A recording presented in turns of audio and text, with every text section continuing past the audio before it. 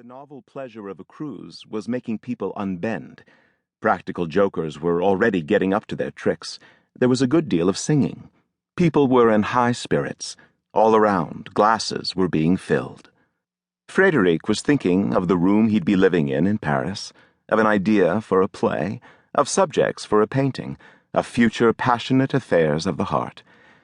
He felt that the happiness owed to such a preeminently sensitive soul as himself was slow in coming. He declaimed a few melancholy lines of verse under his breath as he paced round the deck.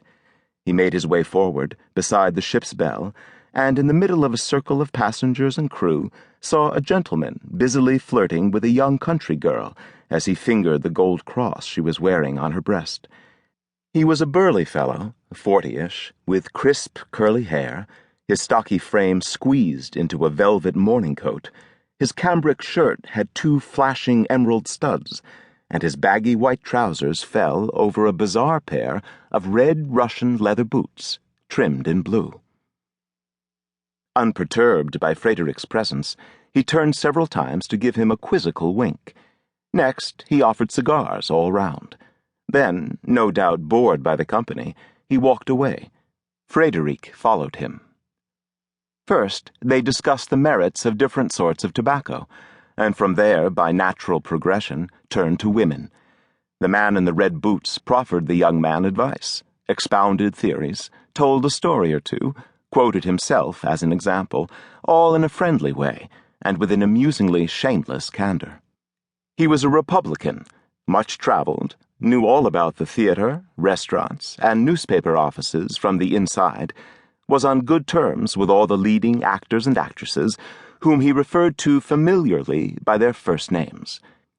Frederic soon found himself confiding his own projects to him. He approved, but broke off to peer up at the funnel, then hurriedly mumbled a lengthy calculation under his breath to work out how much every stroke of the piston at so many RPM would, etc. Having found the answer, he started admiring the scenery.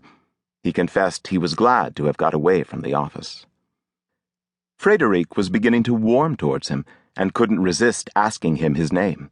In one breath, the stranger replied, Jacques Arnoux, owner of l'Art Industriel, Boulevard Montmartre. A servant came up in a gold-braided cap. Please, sir, would you mind coming below? Missy's crying. He disappeared. L'Art Industriel was a hybrid organization, half art magazine, half art gallery. Frederic had seen huge advertising posters about it a number of times in his local bookshop, with Jacques Arnoux' name prominently displayed. The sun was beating down, glinting on the iron stanchions, the plates of the rails, and the surface of the water, through which the prow was slicing a double wash that surged out towards the banks of the meadows. At every bend in the river, the same screen of pale poplars could be seen. The landscape was completely empty.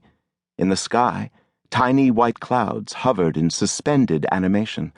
A vague, all-pervasive sense of boredom seemed to be sapping the boat's energy, making those aboard even more insignificant. Apart from the handful of wealthier first-class passengers, the rest were workers and shopkeepers accompanied by their wives and children.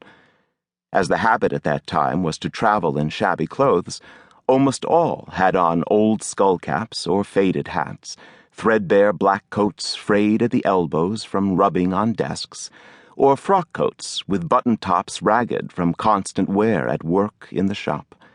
You could see the occasional shawl-colored sleeveless jacket over a coffee-stained cotton shirt, a pinchbeck tie-pin stuck in a tattered necktie, list slippers held on by stitched-on trouser straps, 2 or 3 suspicious-looking characters carrying bamboo sticks with leather loops and casting furtive glances around them, fathers eyeing their families with disapproval.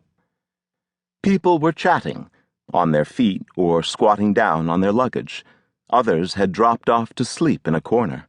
A number were busily eating.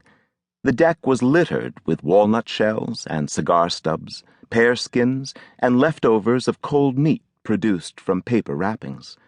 3 cabinet makers in smocks had stationed themselves at the refreshment bar.